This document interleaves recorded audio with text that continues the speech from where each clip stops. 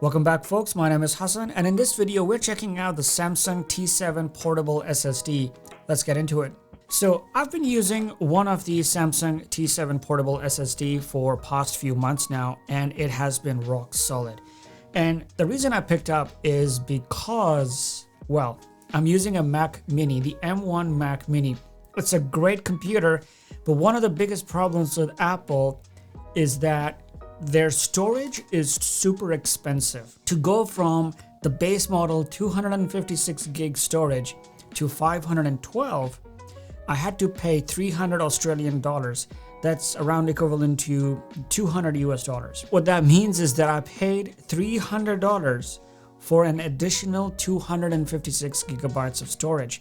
That is more than $1 per gigabyte, and it is super expensive if you compare it with other options that are out there. Now, because this is a desktop computer and not a laptop, you don't have to spend a lot of money to buy extra storage from Apple. Just get yourself a portable SSD and you're good to go. There are two companies that I know make great SSDs. One is the Samsung T7 and the other is the SanDisk Extreme Pro. I don't have the Extreme Pro from SanDisk, so I cannot compare this with that, but I've been using this for the past couple months at least, and I've been editing my videos on it, and this has been a really rock solid option. When I got my M1 Mac Mini with 16 gigs of RAM and 512 gigs of storage, I thought I will be able to edit my videos off of the onboard storage, and boy, I was wrong. The problem is that I record in 4K in all three cameras, the camera A, B, and the overhead camera. And what that means that on average, each camera produces 40 gigabytes of video, and that's just the raw video coming out of the camera. When I add it to my Final Cut Pro, the video editing software, it processes and creates optimized videos, and that bloats the library, making my M1 Mac Mini's internal storage insufficient to edit the video that I just shot, which makes this portable SSD really handy. Not only this is a terabyte, this is a high-speed storage. So at the time of recording this video, this is at 220 Australian dollars and around 150 US dollars. So let's see what comes in the box.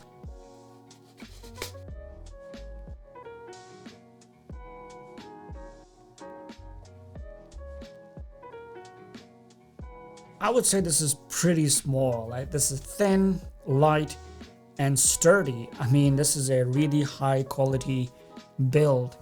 By the way, as I say all these praises, this video is not sponsored. I purchased these SSDs myself with my own money.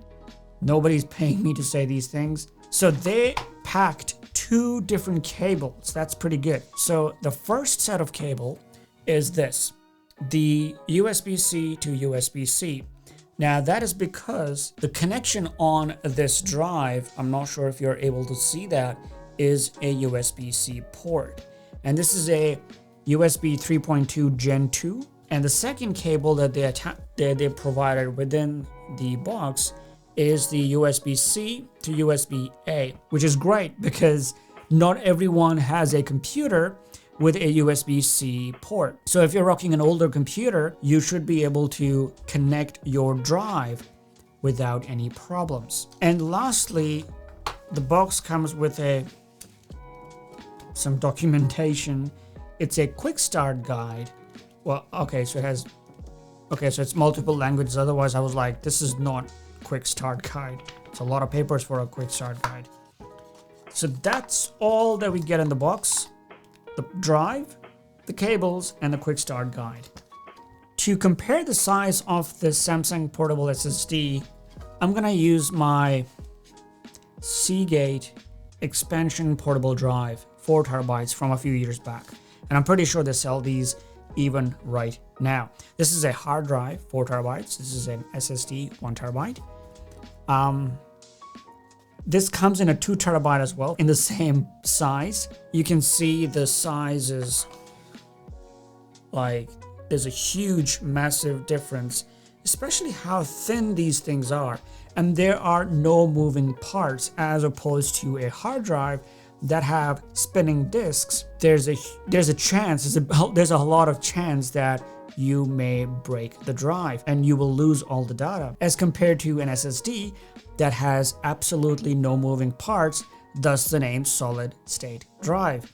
So much safer to keep your data on a portable SSD as compared to a hard drive, but also much faster, which we'll check out in a second when I'll do the speed test. If your computer doesn't have the USB 3.2 Gen 2, then this drive will run at a lower speed rather than not run at all, so you don't have to worry about compatibility there. If you see slower speeds, then your computer may not support the USB 3.2 Gen 2, or it's just that you're just using the wrong port and you just have to plug it into a correct port. I have now connected both of these drives, the SSD and the hard drive, to my Mac Mini, and I will now do a speed test. So first, on my computer, I will search for Blackmagic speed test, or disk speed test in this case. I will select the drive and the Hasan. This is the hard drive, so I will select that. It already has a bunch of files, and click on start. For some reason, it's a bit slow, but you get the point that this is round about the speeds that you can get out of these portable hard drives. I'm going to stop here, and I'm going to click on this and select drive again. And this time I will select the T7 and click open. And if I click on start, right off the bat, you can see the difference in speeds. Instead of getting 70, 80, barely megabytes per second, or barely 70, 80 megabytes per second, I'm getting 700 megabytes per second on read and write. Now, this is still slower than what the marketing or what it says on the box, because the box clearly says up to 1050 megabytes per second read speeds and 1000 megabytes per second write speeds.